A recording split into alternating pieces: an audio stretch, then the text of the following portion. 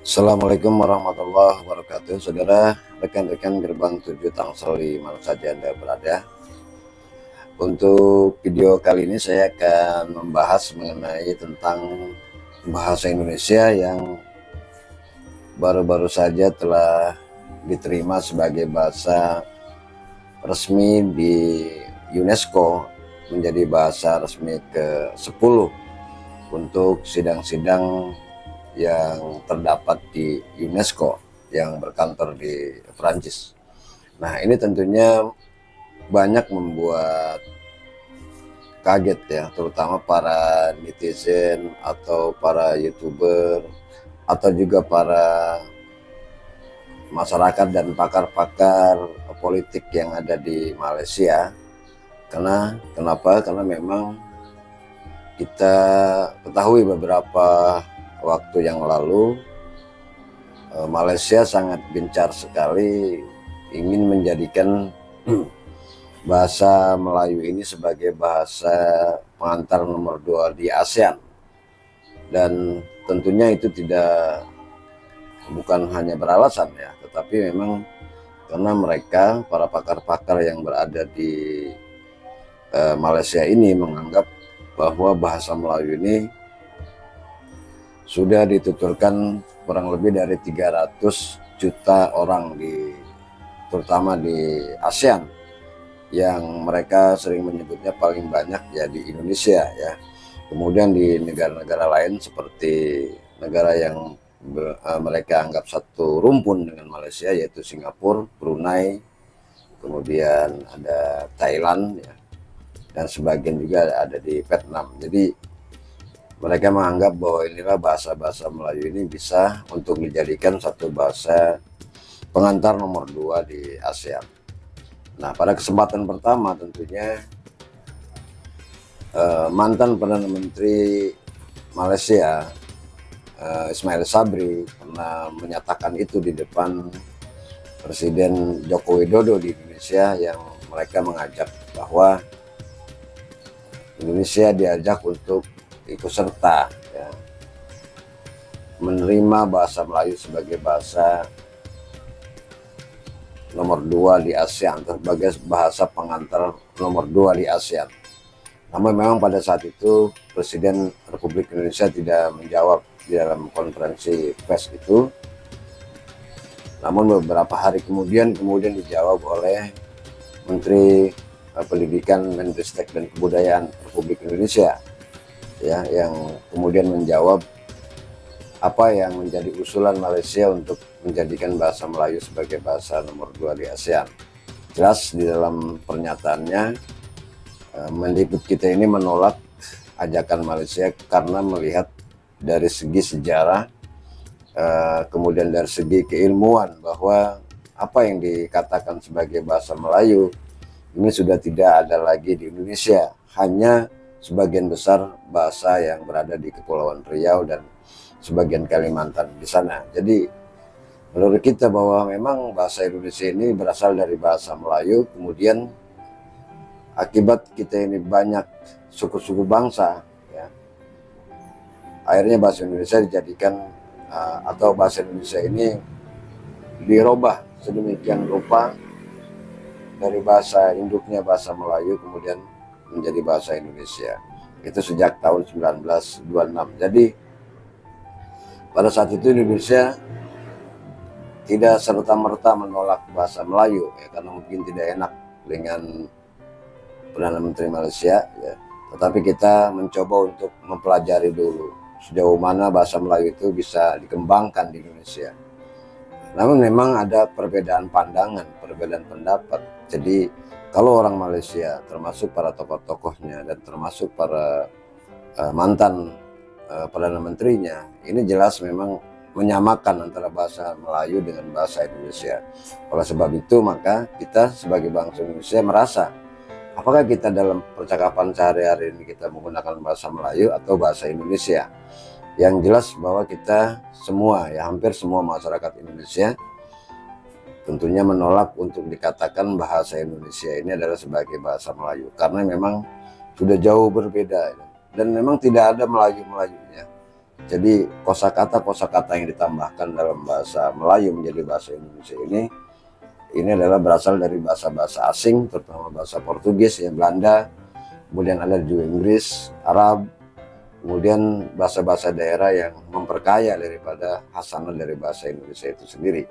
Jadi kita menolak itu, tetapi walaupun itu, ya, kita sebagai bangsa Indonesia, kami tidak kaget kalau memangnya bahasa Indonesia kemarin dijadikan sebagai bahasa resmi di UNESCO, sebagai bahasa yang ke-10 dari bahasa-bahasa lain yang dipakai dalam persidangan di UNESCO. Kenapa?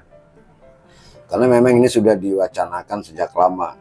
Makanya pemerintah Republik Indonesia mengirimkan banyak BIPA-BIPA ke masing-masing negara.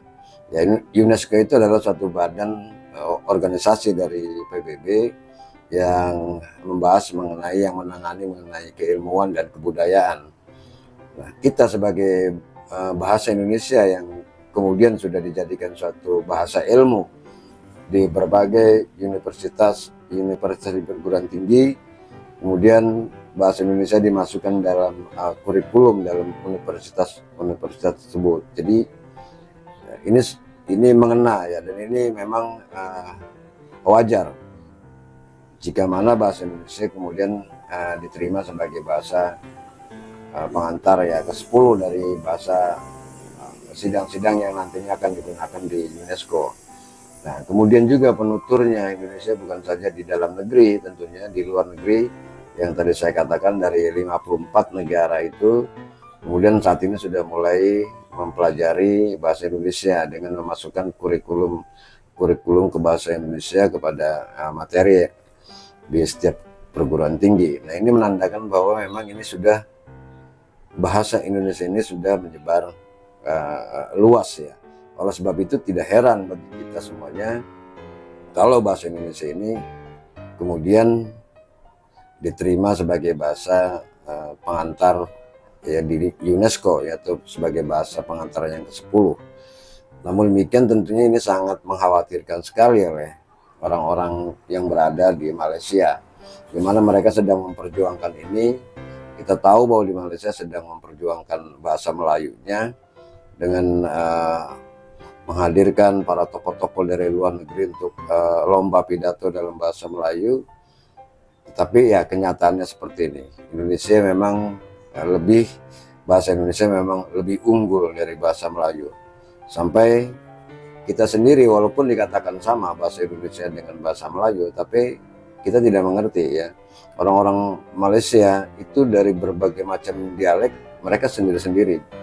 Jadi mereka tidak satu dialek yang dipergunakan sebagai bahasa pengantar sehari-hari. Jadi bermacam-macam dialek. Ada dialek Sabah yang mirip Indonesia, ya. Kemudian Sarawak juga yang mirip Indonesia. Kemudian dialek-dialek yang berada di daerah Semenanjung. Nah, itu sangat jauh berbeda sekali. Ada yang bicaranya cepat, ya. Kemudian ada yang lambat. Ya, kalau yang lambat mungkin kita masih bisa mengerti. Kebanyakan dari youtuber Malaysia seperti Rais Hamid itu bahasanya cepat sekali, ya. Dan itu dialek-dialek itu mereka pertahankan masing-masing. Jadi tidak ada satu dialek yang dipakai dalam bahasa Malaysia ini, bahasa Melayu Malaysia ini, dialek mana yang dipakai yang untuk pembicaraan, melainkan mereka memakai dialek-dialek daripada kerajaan-kerajaan atau kesultanan sendiri seperti di Semenanjung, berbeda dengan dialeknya yang berada di Sabah dan Sarawak. Makanya ini berbeda sekali dengan bahasa Indonesia. Nah, bahasa Indonesia dari Sabang sampai Merauke sama, ya, dialeknya sama seperti itu. Jadi walaupun kita dengar orang-orang Palembang, orang-orang Medan itu mengucapkan agak berbeda, tetapi maknanya sama dan kita bisa mengerti. Tapi kalau bahasa-bahasa Melayu di Malaysia ini kita sulit sekali mengerti, ya. Kita sulit sekali untuk mengerti apa yang dia katakan. Seperti juga pada tempo hari Rina Nose itu, ya, artis Indonesia itu pernah ke Malaysia dan menjadi presenter di sana. Nah, apa yang dia rasakan? Ya, dia manggut-manggut saja, ya, tapi dia tidak mengerti apa yang dikatakan oleh orang itu. Tapi kalau Rina Nose berbicara, orang-orang Malaysia ngerti. Tapi kalau orang Malaysia yang berbicara, di Indonesia itu nggak terlalu paham, nggak terlalu mengerti, sehingga dia ya enjoy aja. Ya seperti itulah. Jadi memang sini sangat jelas sekali berbeda. Perbedaannya mencolok sekali antara bahasa Indonesia dengan bahasa Melayu, meskipun bahasa Indonesia ini berasal dari bahasa Melayu, dan kita ini sudah meramuknya sedemikian rupa untuk kita jadikan suatu bahasa persatuan kita. Dan alhamdulillah pada bulan ini, November ini, bahasa Indonesia dijadikan sebagai bahasa UNESCO yang ke-10. Artinya ini menandakan bahwa inilah mulailah saat perkembangan bahasa Indonesia yang ke depan saya rasakan lebih maju lagi. Dan dengan adanya di UNESCO, maka negara-negara lain yang belum pernah belajar bahasa Indonesia kemungkinan akan belajar bahasa Indonesia, dan bahasa Indonesia akan lebih terkenal lagi di dunia internasional.